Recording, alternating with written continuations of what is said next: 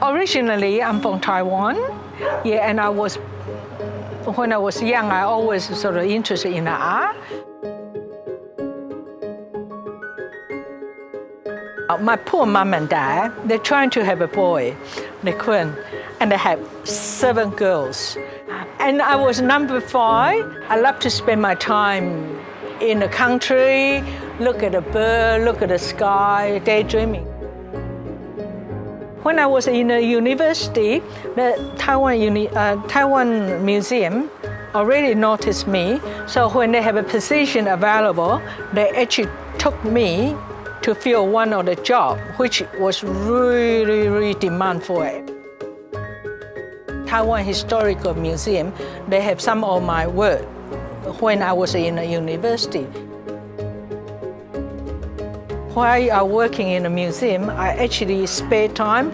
I was doing the puppet theater, and teach the paper cutting and promote the cultures.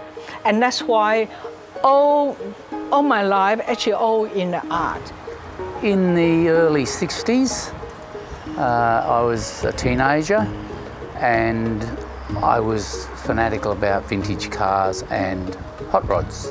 I used to go out to all the farms and cattle stations and bring back all the old cars that I wanted, plus ones I didn't want. And in doing so, you'd be on a big cattle station, there'd be a shed full of antique furniture. And you would ask the farmer, what's happening with all that old furniture? And he would say, well, son, if you want it, you can have it. It was free. So I would come back with truckloads of furniture and truckloads of old vehicles. One thing led to another and I opened an antique shop. First antique shop was in 1969 and I've had antique shops ever since. While I was in Melbourne, I had an antique shop in High Street in Armidale and I had an antique shop up in Kyneton, a little country town, an hour out of Melbourne, and I used to have antique auctions there once a month. That was all good during the boom, during the 70s and 80s.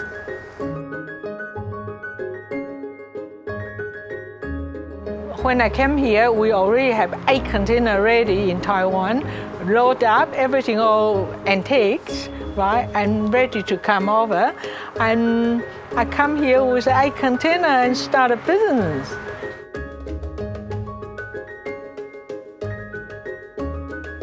Kevin know me since I come to this country. I couldn't speak the language, and I wasn't allowed to look at all the men. So I had to eye down to whoever come and just serve them a tea and gone, So Kevin knew me from the beginning. We actually got together doing the Jupiter's Gold Coast Antique Fair. I then sold up everything I had in Melbourne and moved back to Queensland. That was 20 years ago. Kevin is really hard worker, and his knowledge just unbelievable. So to him and his knowledge with the European stuff, and me as an Oriental specialist, we actually sort of click in quite well. And then we run business together, we own a business together, and we took off. She was the expert in Asian and I was in Australian and English furniture.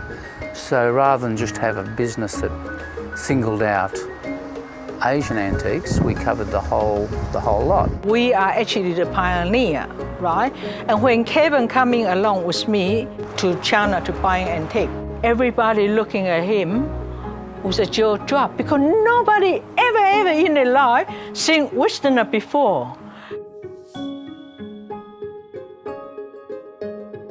I met Catherine in about 1985, I think.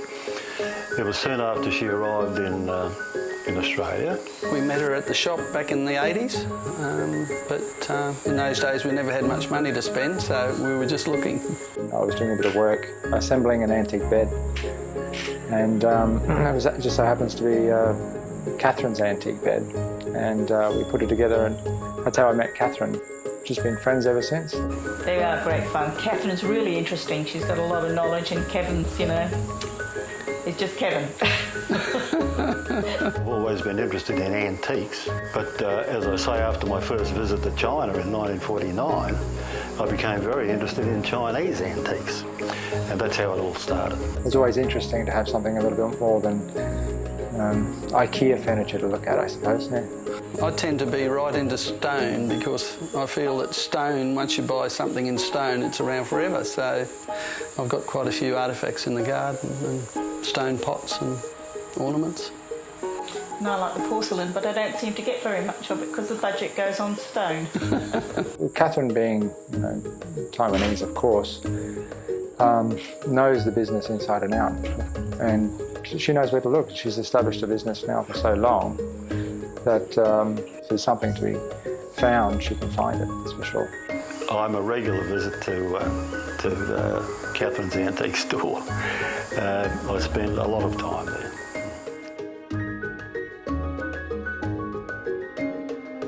We started doing tours, but only people that were interested in antiques. And we would take them over to China and show them the tourist things as well, and take them out into the country while we were buying.